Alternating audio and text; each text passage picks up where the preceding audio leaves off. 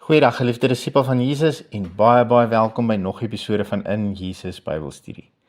Hierdie is episode 4 van ons reeks wat ons noem die Pasga en Paasnaweek.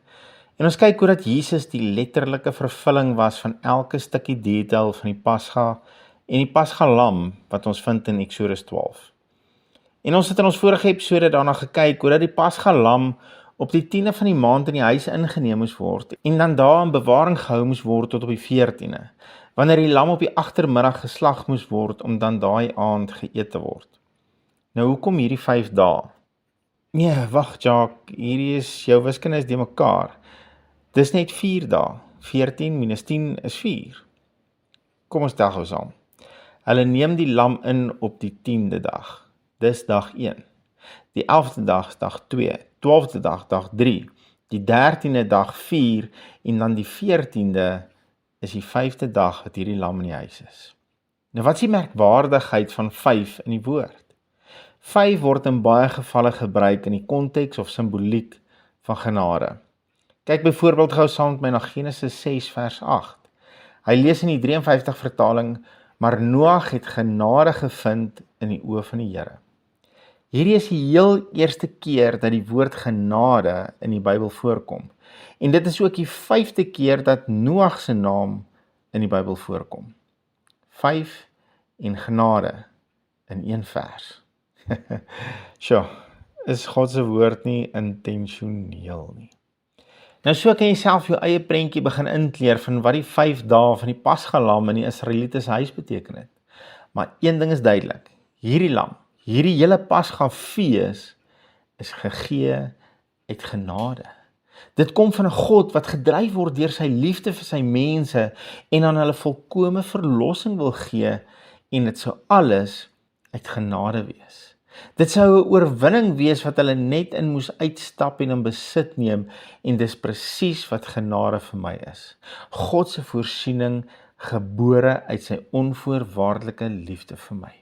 Sy voorsiening waarvoor ek nie 'n enkele vinger verroer het nie, sodat ek in oorwinning saam met hom kan leef. Nou ons het in ons vorige episode gesien hoe dat Jesus op die 10de van die maand Abib op wat ons nou ken as Palm Sondag in Jerusalem ingery gekom het op die donkie se rug en hoe dat dit presies met die inneem van die Pasga lam in die huis in ooreengestem het en hoe dat deel van die doel van hierdie 5 dae was om die lam te ondersoek om seker te maak dat hy geen gebrek het nie, want dit was 'n baie belangrike voorwaarde. Jesus is dan ook in hierdie tydperk ondersoek deur die Fariseërs, wetgeleerdes, Sadduseërs en nog 'n klomp ander mense om te kyk of hulle in hom kon fout vind. Maar soos ons weet, kon hulle in hom geen vlek of gebrek kry nie. Maar wat het nog in hierdie 5 dae gebeur? Lees weer saam met my Eksodus 12 vers 6 vanuit die Nuwe Lewende Vertaling. Maar kom ons begin dalk net in vers 5, want hier is iets wat baie merkwaardig is wat in hierdie week gebeur het.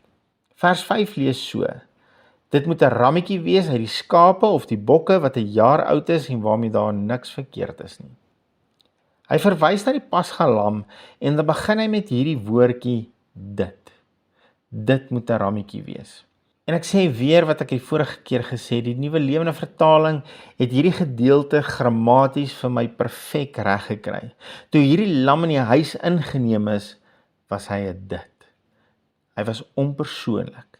Dit was heel waarskynlik bitter ongemaklik om 'n skaap in die huis te hê. Maar soos wat die dae verbygegaan het en hulle begin het om gewoon te raak aan hierdie lammetjie, het dinge begin verander.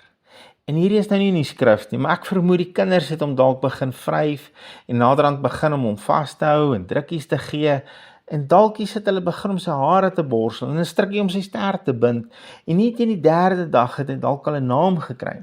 En was Snoekie nie meer so aardigheid nie, maar het hulle eintlik baie aangetrokke tot hom begin raak. En kyk hoe beskryf vers 6 hierdie progressiewe proses van nabyheid. Daar staan, en ek lees steeds uit die Nuwe Lewende Vertaling, sorg vir die rammetjie, jy sien, hier skryf hulle steeds die rammetjie, tot op die 14de van die maand.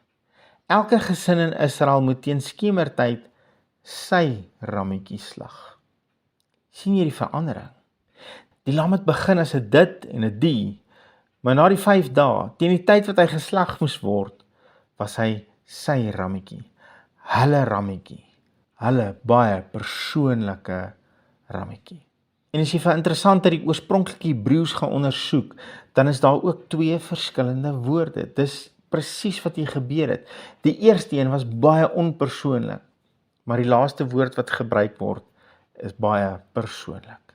God se uitnodiging is vandag nog steeds, bring my lam in jou huis in, en gee hom 5 dae, en jy sal sien, hy sal vir jou baie persoonlik word. Al wat hy vra is 'n geleentheid. Moenie bang wees om hom te ondersoek nie. Moenie bang wees om hom ongemaklike vrae te vra nie. God sal nie offended raak met jou vrae nie, vriend. Hy wil juis van daai ongemak ontslaa raak. En een van die maniere om hom te ondersoek is om hom te ondervra. Deursoek hom. Ek weet uit ondervinding dat jy hom nie net as vlekloos en sonder gebrek gaan leer ken nie, maar jy gaan hom leer ken as baie persoonlik, baie intentioneel en onbeskryflik liefdevol. Sal jy hom hierdie week geleentheid gee om jou lam te word? En aanskou Vrydag sy kruisiging en weet, dit is die bewys van sy liefde vir my, die lam geslag vir my. Dankie Here, dat U my lam wil wees. U wil nie net my pa of my ma of my boetie of my sussie of my oom of my tannie of my ouma se lam wees nie. U wil my persoonlike lam wees. Dankie vir die amazing geleentheid. As jy iemand hierna luister, Here, wat U nog nie hulle persoonlike lam gemaak het nie, bid ek dat hulle hierdie week U liefde en U genade op 'n nuwe manier sal raak sien en dat U sal verander van die God na hulle God. In Jesus naam. Amen. Geliefde van Jesus, hou jou oog op hom en jou neus in sy woord. Shalom.